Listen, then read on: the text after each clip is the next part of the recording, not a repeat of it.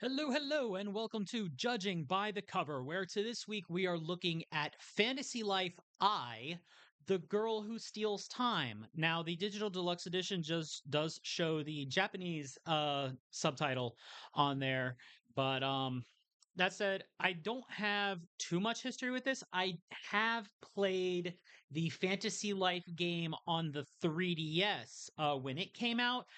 Personally, I wasn't too impressed with it then. Not that it was a bad game. It was a fine game put together, but it felt a little grindy even in the early game to try and get your skills up, forcing you to. It felt like it kind of forced you to change and try and level up as many of the different job classes or lives as possible in there. Even early in the game, it felt kind of grindy in that respect. Maybe I just didn't give it enough of a chance, but you know what? For this one, I'm going to give this one a look through the store page, and I'm going to try and set aside any bias I have towards the 3DS one, since this is a new title with its own spin on things. I looked at the trailer, and it did look like it had quite a bit to offer. The it shows you a lot of different things that you have in the game in the amount of time that it does give you the trailer here on the Nintendo Switch eShop. You get your character customization. It showed a short snippet of fighting monsters in a little action RPG kind of format. Of course, not to the intensity of like Path of Exile or Diablo, more along the lines of how Stardew Valley or Fae Farms combat would look, of course, with probably more depth to your weapons and stats and everything with that, because it is an RPG and there are entire combat based jobs. And in fact, the jobs in here, or the lives, seem to fit into three categories: gatherer, crafting, and farm and combat jobs. So you have like four different combat jobs for different things, four gathering jobs, and then six crafting jobs to go ahead and make all sorts of things, be it furniture. I'm guessing it would be furniture, armor, weapons, everything that you could possibly need to craft, cooking, everything of the sort. It does show that you can swim in the trailer. You have your whole furniture catalog to decorate your house, and you can even terraform. So, with that, I would say that the game gives me very much Animal Crossing vibes if Animal Crossing was turned into more of an action RPG. And another tidbit that I did like about this one, this game is boasting online multiplayer, which could make things even more fun, being able to go out and adventure in this lighthearted fantasy world with other people. We do see in the screenshots here, we see a giant bone dragon, and I believe the Fantasy Life series, like that dragon's model and the Nap Dragon are pretty much iconic to the series, as well as keeping everything it's still in a very cute aesthetic, even with the dragon's whole ordeal of being a little like, "Rawr, I'm a fierce dragon, but I'm still a happy goofy goober." Moving on, we do have this almost South American looking shrine that I'm guessing is some kind of a portal. The information did suggest that there would be travel between different islands, and I'm guessing there's some kind of a portal or something to get you there, on top of maybe even, just riding on a dragon to get back and forth. We do see the Nap Dragon here, and this is something I do remember from the 3DS game, where you were able to go ahead and just fight monsters in the overworld, including ones that were way beyond your current level. So, level 30 magician fighting a level 60 Nap Dragon, that player's going to die, I'm pretty sure. We do see a little bit of work here with the crafting. Now, I'm not entirely certain how much I'm a fan of this, where you have to tap the A button to do the crafting. I know a crafting mini game can kind of keep that process more engaging.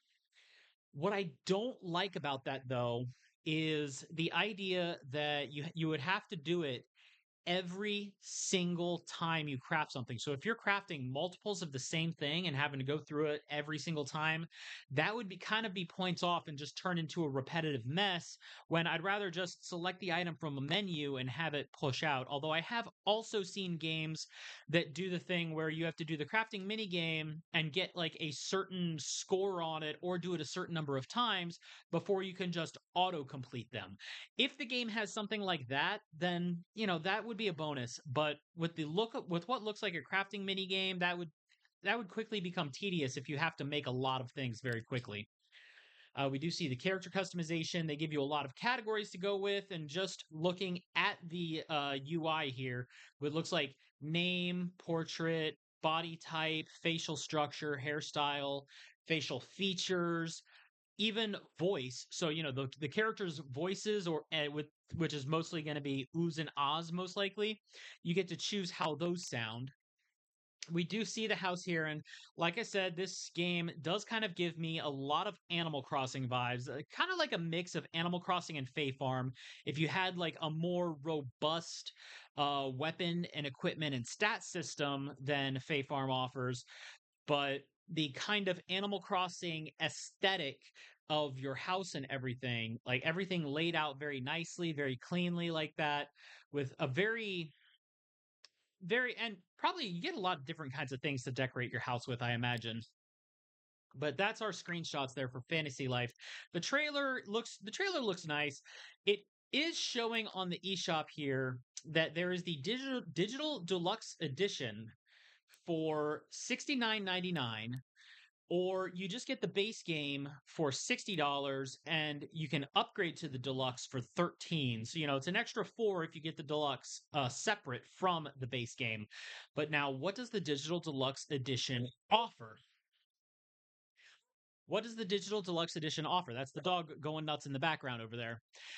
It includes Fantasy Life, The Girl Who Steals Time, along with the following items: an exclusive mount, so you get the a mini Snapdragon to ride.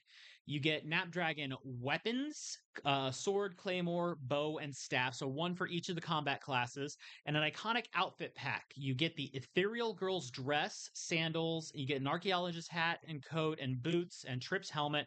So you do get quite a bit to work with there, but I'm not quite sold on spending an extra $10 for those things, or 10 or 13. That's basically like it sounds like a cosmetic DLC, or if it's not a cosmetic DLC and those are actual like high powered gear that you're paying 10 or $14 for, then that's kind of points off on that, because then you're maybe not making it a pay to win, since this isn't a player versus player thing.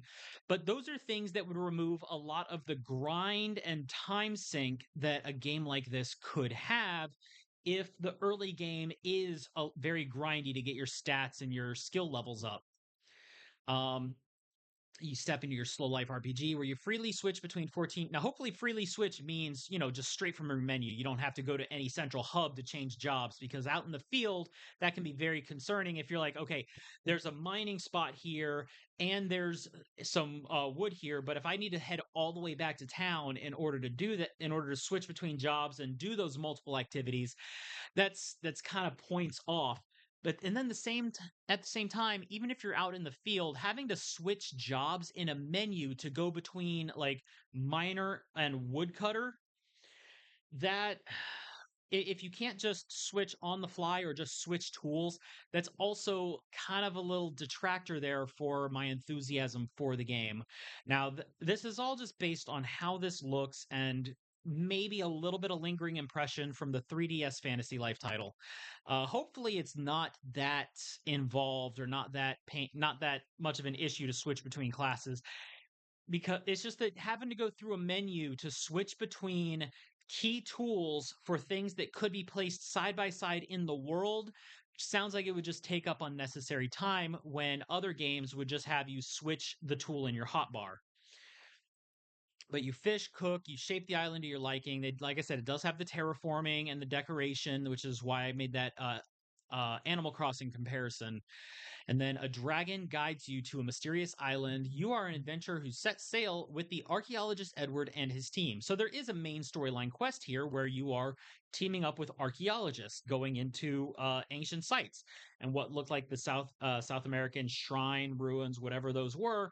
It's definitely got a visual appeal to that aesthetic where you are the story is focused on discovery, which that can be a very fun thing. I'm just hoping that the sense of discovery doesn't get bogged down with having to level grind multiple things.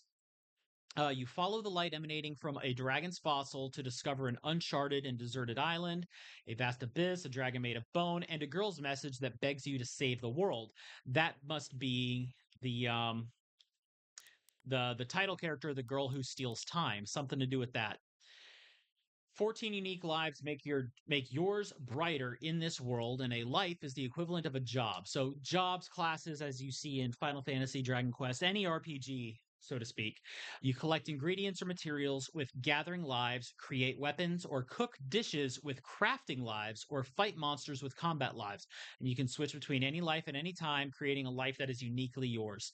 Now that's the kind of thing, like it sounds cool where they say that you have 14 job classes or lives to pick from, but in order to progress through the game, you're probably going to have to at least invest some time in leveling up every single one of those.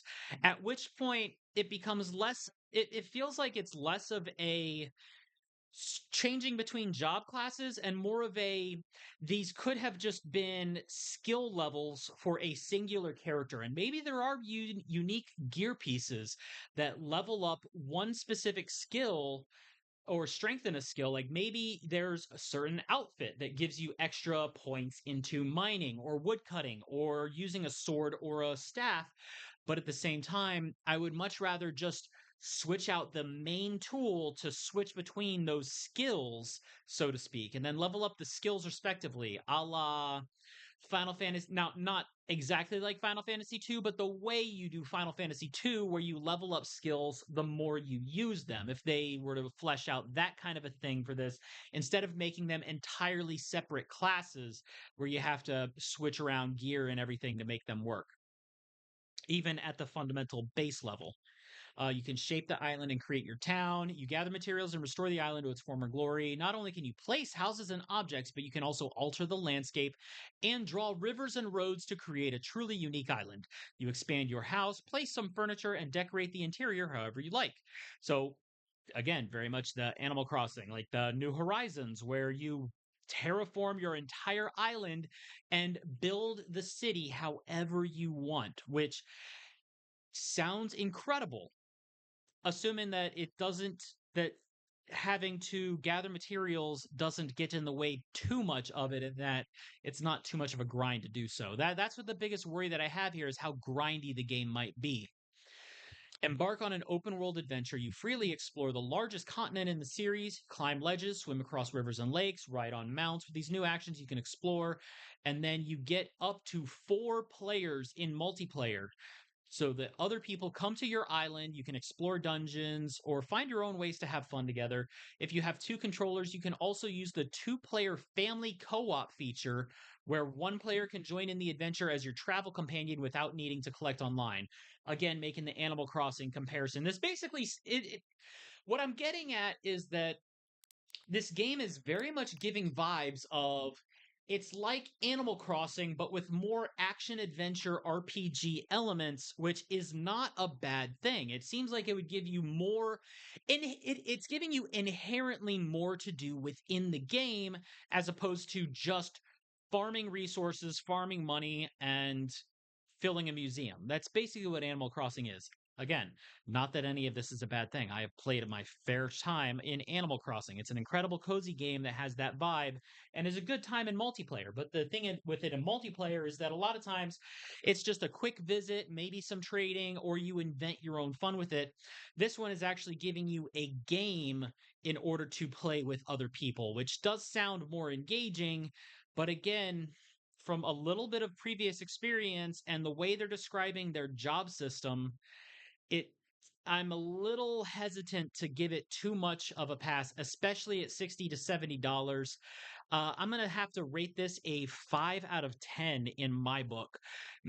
A little bit because of that prior experience on the 3DS, and a little bit because despite the great visuals and the nice soundtrack that the trailers gave us, It has its own distinct style. Like for as much as I compared it to Animal Crossing, the characters and the creatures do have their own distinct style. I can't mistake these creatures or these designs for other games. They very much have their own identity. I do like the world. I like the design. I like the layouts. The environments, though simple, are clean and easy to understand.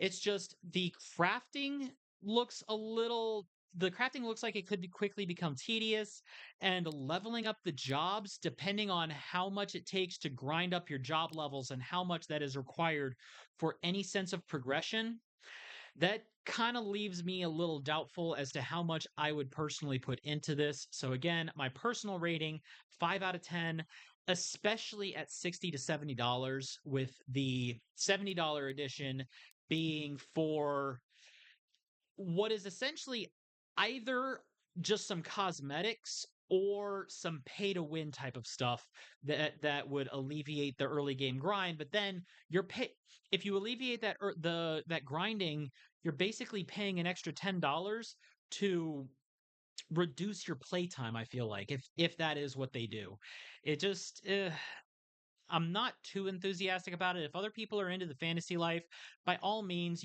enjoy your game. This is only my personal preference and analysis. I don't mean to detract from anybody else's good times. Other people do have very different tastes in games. This is just a reflection of my own tastes and what the store page is kind of giving me in a sense of expectations.